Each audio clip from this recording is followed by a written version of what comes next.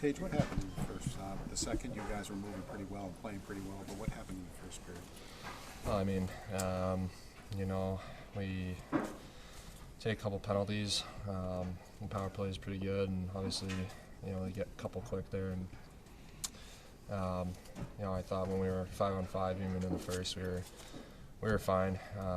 But give them 2 quick power plays like that, they find life and gives their top guys confidence, and you get to feel the puck early. So. From that point, you're just kind of behind the 8 ball.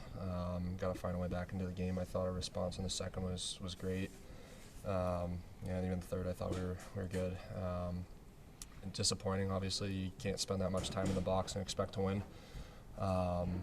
So it's just kind of one of those things where it felt like just gave their top guys a little bit of too much life, and every time they're getting a power play, their team's getting energy off it, and especially when they score. Do you feel like even at the end of the first period, you guys sitting in here going, hey, we got 40 minutes. There's still a lot of hockey to be played, even though it's 3-0? Yeah, we've been behind before. We know we can score and find our ways back into games. It's definitely not the position you want to be in, but I think we just looked at it as an opportunity to see what we're made of in here.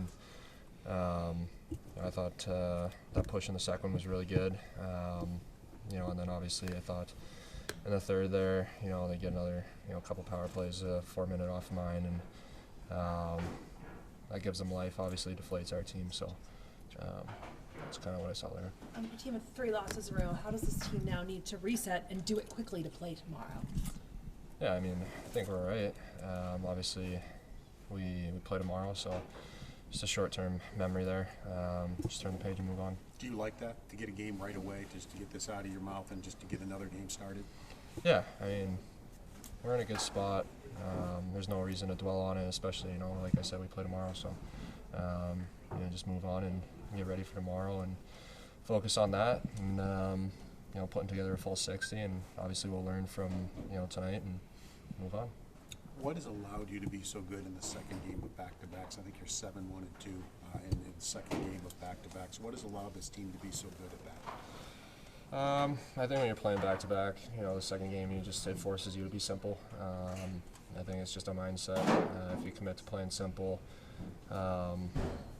usually you'll have success. Obviously a lot harder physically on a back-to-back, so I think anytime you try to do too much, it just makes the game harder on yourself. So I think anytime we can just simplify and move pucks north and put it behind them and go to work, get our forecheck established, that gives us success, and that's usually when we're at our best anyway. So, all the other creative stuff opens up off all that simple stuff that, you start the game with and wear teams down with.